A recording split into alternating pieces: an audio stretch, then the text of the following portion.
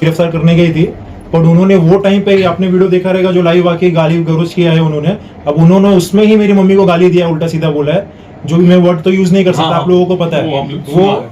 अभी उसके अगेंस्ट भी मैं लीगल एक्शन लूंगा, एफआईआर करूंगा, क्योंकि सोशल मीडिया पे आके कोई किसी को गाली नहीं दे एक अहम सवाल मैं जानना चाहूंगा पांडे जी, आपके पांडे जी का नाम वो असली में पांडे इस्तेमाल कर रहे हैं जी, तो क्या कोई संबंध है आपके परिवार से उस राजेश पांडे का? इस राजेश पांडे अगर संबंध होता तो पप्पा मेरे ऑफ हुए 2004 में, मेरी एज थी 11 साल, 79 का बॉर्न है, उसकी एज होगी 24-25 साल जो भी, तो वो टाइम पे वो लड़ नहीं सकता था अपने हक के लिए, अगर होता तो।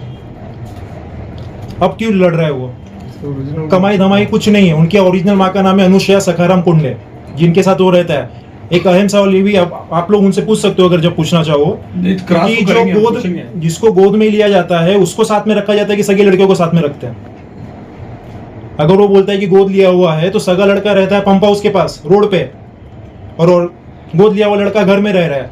गोद लिया हुआ लड़का तड़ी पार इतना क्राइम करके आ रहा है, माँ परेशान हो रही है, तो ये माँ गोद लिया लड़के को साथ में रखेगी? सगा लड़का अगर हमारे घर में हम थोड़ा भी कुछ कर दे तो माँ परेशान हो जाएगी, माँ हमें मारेगी उल्टा, और वो उतना क्राइम करते जा रहा है और गोद ली हुई माँ उनको शाबाशी देते जा रही है। ऐसा होता है कहीं? इन सब बातों को लेकर कभी आमना सामना हुआ राजेश पांडे से? हम दूर हो गए थे, हमें लेना देना नहीं था, हम अपनी लाइफ में खुश थे। उन्होंने जब ये कांड किया इसलिए हमें आना पड़ रहा है सामने। हम काफी दूर हो गए थे, क्योंकि हम कमाने खाने वाले पढ़े लिखे लड़के, कमाने का उनके पास काम धंधा ही नहीं, लूटना खाना ही है पूरी जिंदगी। हमें वैसा नहीं है, हमें कमाना खाना, अपना परिवार संभालना है। सभ्य परिवार से आते हैं, हम वही कर रहे थे, हम काफी दूर हो चुके थे। बट ये जब ये सामने आया उसके बाद हमें लीगल एक्शन लेना पड़ा, क्योंकि अगर मैं अब भी नहीं करता हूँ कुछ, राजकुमार में हूँ, मैं फ्यूचर में कुछ लेता हूँ प्रॉपर्टी या कुछ भी करता हूँ, तो एक एफिडेविट बना के राजकुमार बन गया, वो कल गेट में वहां पे भी आके कुछ कर सकता है, क्योंकि उसका काम धंधा कुछ है नहीं, कुछ कमाना खाना ही नहीं, परेशानी करना है, तो हम आगे क्या करेंगे? इसलिए हमें लीगल एक्शन लेना पड़ा। क्या मांग करना चाहेंगे? क्या मांग करना चाहेंगे आप आगे? जितना हो सके उतना एक्शन लेना चाहिए पुलिस को, जो भी हो लीगली एक्शन लेना चाहिए। मगर लास्ट मेरा एक सवाल है कि जिस तरह से आप, हम तो देखो, आप भले कहें कि हमारा कुछ लेना देना नहीं, मगर हम जिस तरह से उनका सोशल मीडिया पे सुन रहे हैं इस तरह से कि हमारे भाई भाई का मामला है, सुना, एक भाई भाई का मामला है, इस तरह से लड़ाई चल, उस लड़ाई के दौरान भाई देखो कोई नगर सेवक हो, कोई पत्रकार हो, तो मदद तो काफी किया, हमारी मदद की वजह से भैया को काफी कुछ सुनना पड़ा है। उसमें कैसा होता है कि अब ये बच्चे से पूछ के क्या मतलब है सब। मैं वार्ड क्रमांक 43 की जनता को, और या तो मुंबई का कोई भी, सब मेरे लिए परिवार है। मोदी जी पूरे देश को बोलते हैं मेरा परिवार, तो हम लोग मोदी जी के परिवार के सदस्य हैं, तो हम लोग भी उसी तरह सबको परिवार मानते हैं। और परिवार, अगर कोई गलत हुआ, अगर किसी के साथ में गलत कर रहा है, अत्याचार कर रहा है, और यहाँ तक कि कुछ नेताओं का, कुछ वकीलों का साथ लेकर के अगर इस तरह का अपराध करने का काम करता है, जीते जी व्यक्ति को मरा साबित करना, उसका घर हड़पना, इतना बड़ा जघन्य अपराध करेगा तो हजार, मोदी जी के ऊपर भी हजार आरोप होते हैं, हमारे मुख्यमंत्री के ऊपर हजारों होते हैं, विनोद मिश्रा के ऊपर भी हजार आरोप करो, कोई फर्क नहीं पड़ता। मैं तो मानता हूँ उसी पेड़ पे पत्थर मारे जाते हैं, है ना, जिसमें फल लगे रहते हैं, बबूल के उस पर कोई मारता नहीं है।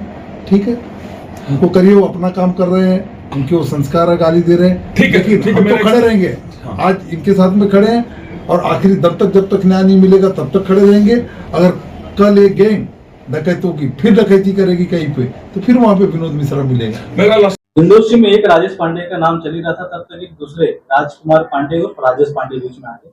उन्होंने आरोप लगाया कि मैं असली राजेश हरिप्रसाद पांडे हूँ, वो फर्जी है, क्योंकि उन्होंने मेरे नाम का गलत इस्तेमाल किया है। वो कोंडे है और मैं पांडे। क्या कहना चाहिए?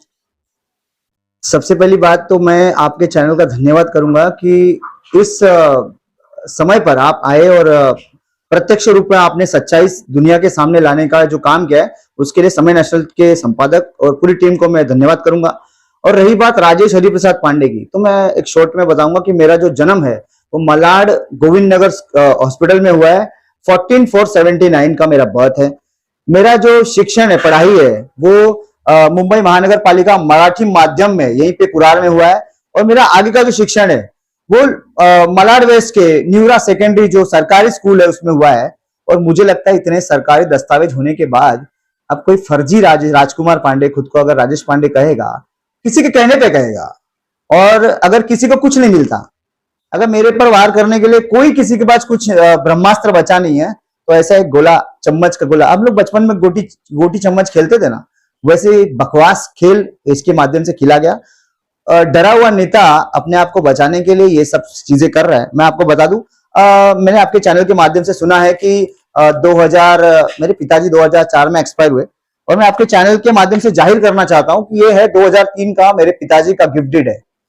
जो गिफ्ट डीड मेरे पिताजी ने मुझे बना के दिया था कि ये जो शीला देवी पांडे है वो हमारे घर में काम वाली बाई थी, और इस काम वाली बाई के मेरे पिताजी के और उसके नाजायज संबंध थे, और इस नाजायज संबंध में उनको 3 पुत्र हुए थे, जिसमें से ये 2 पुत्र हैं और एक पुत्र भगवान को प्यारे हो गए। उसकी आत्मा को शांति मिले हमेशा की तरह से मैं उनकी प्रार्थना करता हूं। और हमेशा वो मेरे मतलब भले मेरे पिताजी ने उनके साथ शादी नहीं की, कुछ भी की, मगर प्रॉपर्टी के लिए उस फर्जी राजकुमार और उर्फ राजेश पांडे, जो डुप्लीकेट राजेश पांडे है, उन्होंने इस प्रॉपर्टी के लिए एक जगह मेरे पिताजी बने, मतलब शीला देवी हरिप्रसाद पांडे, और एक जगह मेरी दादा भी मतलब दादी भी बनी, शीला देवी ज्वाला प्रसाद पांडे।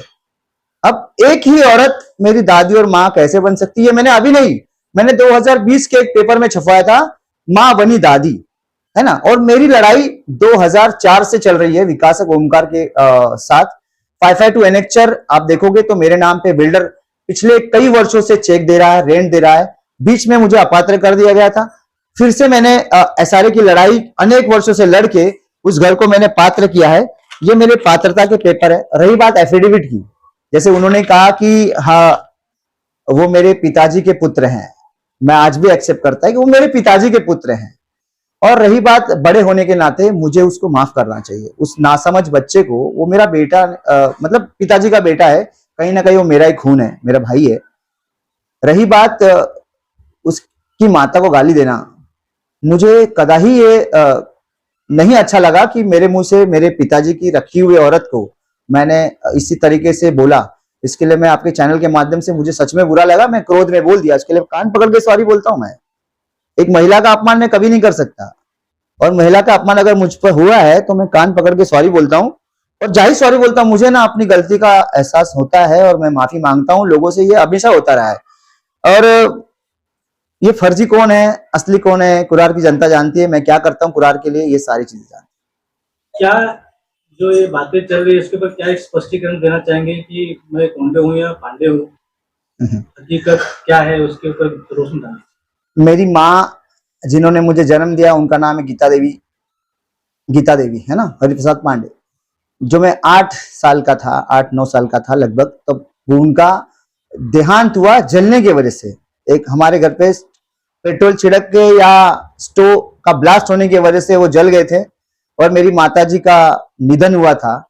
और हमारे पड़ोसी रहने वाली अनुसया सखाराम कोंडे, इनको मेरी माता ने वचन मांगा था कि हम 2 भाई थे। मेरी बड़ी बहन का नाम सुनीता राजेश पांडे हरिप्रसाद पांडे है, और मेरा नाम राजेश हरिप्रसाद पांडे। हम 2 भाई बहन थे, और दोनों का शिक्षण बीएमसी स्कूल में ही हुआ है।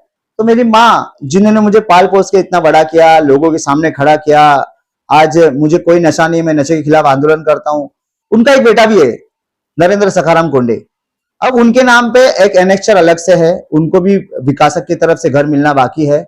और जिस घर में मैं बैठा हूं वो अनुसया सखाराम कोंडे के नाम पे है, एनेक्चर मिला है।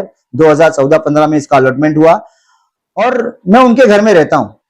और उनकी और मेरी क्या बॉन्डिंग है वो दुनिया को बताने की जरूरत नहीं। हमारे संविधान ने लिखा हुआ है, कोई भी किसी को माँ कह सकता है, कोई किसी को भाई कह सकता है, कोई किसी को पिता कह सकता है। वो हमारी मर्जी, मेरी मर्जी, मैं किसको माँ कहना है ना। और एक माँ के ऊपर घात, एक बाप के ऊपर आरोप, एक बेटे के ऊपर अन्याय, एक परिवार के ऊपर हमला, ये सारी चीजें कुरार के वासियों ने देखी है।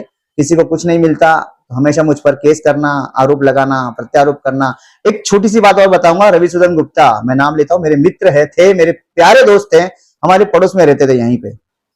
उनके साथ इन्होंने ही एक महिला को बेच के उनके ऊपर 376 का केस दर्ज किया मेरे माध्यम से।